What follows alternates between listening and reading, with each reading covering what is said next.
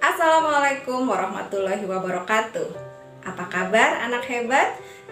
Semoga kalian selalu dalam keadaan sehat. Anak-anak, hari ini kita akan belajar PPKN tentang makna persatuan dalam perbedaan.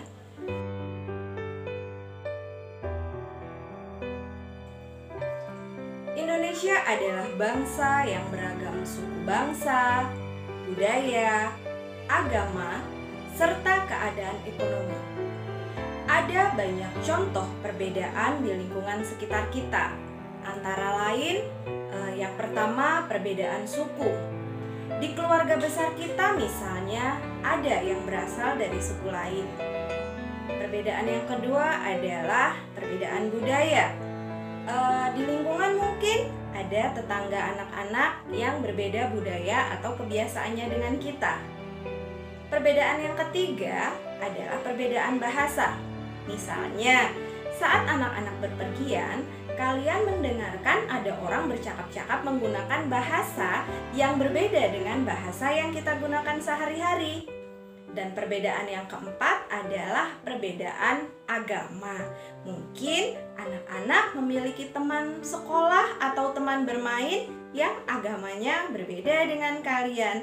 Nah, itu adalah beberapa contoh perbedaan yang ada di Indonesia. Anak-anak, perbedaan itu adalah kekayaan bangsa kita. Untuk menjaga semangat persatuan dalam perbedaan, kita perlu hidup dengan rukun. Hidup rukun bisa dimulai dari lingkungan keluarga, lingkungan sekolah, hingga lingkungan masyarakat. Nah, sikap-sikap apa saja yang diperlukan untuk mencapai kerukunan hidup? Nah, sikap-sikap yang harus kita kembangkan untuk mencapai kerukunan hidup antara lain yang pertama adalah sikap peduli. Peduli artinya menyadari bahwa orang lain mempunyai kebutuhan yang berbeda dengan kita. Peduli juga bisa diartikan sebagai memahami sikap apa saja yang dapat menyenangkan orang lain atau bahkan dapat mengganggu pihak lain. Nah, sekarang sikap yang kedua. Sikap yang kedua yang perlu kita kembangkan untuk mencapai kerukunan hidup adalah mendahulukan kepentingan bersama di atas kepentingan pribadi atau golongan. Anak-anak, sebagai bagian dari masyarakat yang beragam, kita perlu mendahulukan kepentingan bersama di atas kepentingan pribadi atau golongan, baik itu di lingkungan sekolah, di lingkungan masyarakat, atau bahkan di lingkungan berbangsa dan bernegara.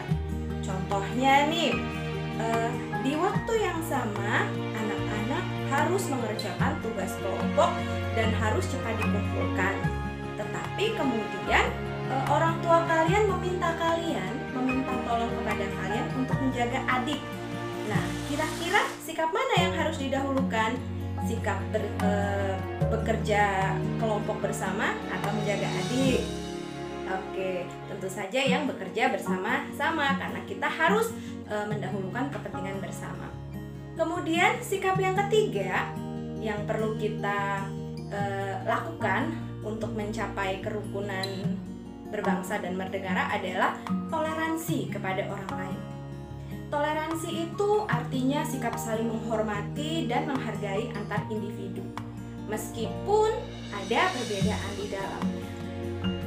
Nah, kalau kita sudah melaksanakan hal-hal yang harus kita lakukan untuk mencapai kerukunan hidup, nah, apa saja sih manfaat hidup rukun itu? Nah, kalau kita sudah hidup dengan rukun, manfaatnya ada banyak anak-anak. Antara lain, yang pertama menciptakan kedamaian. Kemudian yang kedua, hidup kita menjadi lebih aman, lebih nyaman, dan lebih tentram. Kemudian manfaat yang ketiga adalah dapat menghindari perselisihan. Manfaat yang keempat adalah dapat saling membantu saudara-saudara kita yang sedang mengalami kesusahan. Manfaat yang terakhir atau manfaat yang kelima adalah dapat mempererat rasa persatuan dan kesatuan bangsa. Masih semangat ya belajarnya? Nah, mari kita lanjutkan. Ada banyak sekali penerapan nilai-nilai persatuan di sekolah. Contohnya, yang pertama, membantu teman yang kesulitan memahami materi pelajaran. Itu adalah salah satu contoh penerapan nilai-nilai persatuan dan kesatuan. Kemudian yang kedua, melakukan piket kelas secara bersama-sama. Yang ketiga, apa yang ketiga?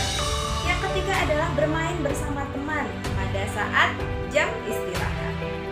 Nah, nilai-nilai yang kelima, nilai-nilai yang keempat adalah misalnya kalian bisa mengumpulkan sumbangan untuk membantu salah satu teman yang sedang tertimpa musibah. Nah, kemudian kalau kita sudah melaksanakan penerapan nilai-nilai itu, apa saja sih manfaatnya?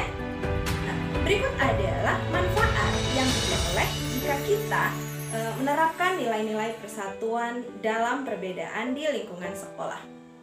Yang pertama, dapat saling membantu jika ada pelajaran yang belum dimengerti. Kemudian, manfaat yang kedua adalah suasana belajar di kelas menjadi lebih nyaman dan lebih menyenangkan. Manfaat yang ketiga adalah persahabatan menjadi lebih erat. Nah, manfaat yang keempat adalah bisa membangun kekompakan. Nah, kalau tadi penerapan nilai-nilai persatuan di lingkungan sekolah, sekarang ada pelaksanaan nilai-nilai persatuan dalam perbedaan di lingkungan masyarakat. Apa saja contohnya? Misalnya kita membantu korban bencana alam tanpa memandang latar belakang mereka.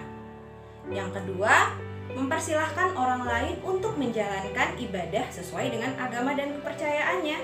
Dan yang ketiga, membantu tetangga kita yang mengalami kesusahan meskipun berbeda suku, budaya, atau agamanya. Nah, manfaatnya apa saja kalau kita menerapkan semua itu? Manfaatnya yang pertama adalah kehidupan masyarakat menjadi lebih aman, lebih damai, dan lebih tentram. Kemudian manfaat selanjutnya adalah masalah lebih cepat terselesaikan karena masyarakatnya bersatu dan suka bermusyawarah. Kemudian manfaat yang terakhir adalah lebih banyak pendapat yang disampaikan ketika bermusyawarah. Nah, anak-anak, demikian tadi penjelasan materi kita PPKN tentang makna persatuan dalam perbedaan. Sekarang saatnya kalian mengerjakan tugas. Nah, tugasnya adalah kalian menjawab 3 pertanyaan yang akan ditayangkan. Kemudian tulis jawabannya di buku catatan kalian. Kemudian dokumentasikan, kirimkan melalui Google Classroom atau WA Ibu. Terima kasih, tetap semangat, jaga kesehatan, patuhi 5M. Assalamualaikum warahmatullahi wabarakatuh. We're going from LA, Chicago, New York to Brazil. 세계 어디서나 떠난 노래 하네.